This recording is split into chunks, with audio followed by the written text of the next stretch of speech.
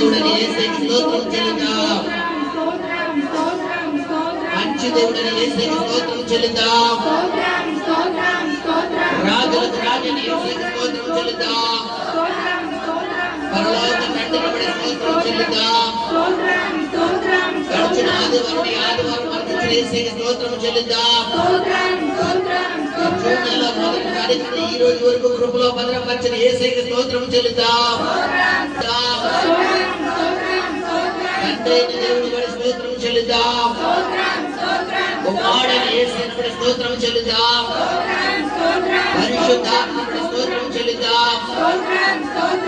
ఈ నెలంతా కూడా 4 ఆదివారాలు బలంగా జరిపించిన యేసుకి స్తోత్రం చెల్లిద్దాం.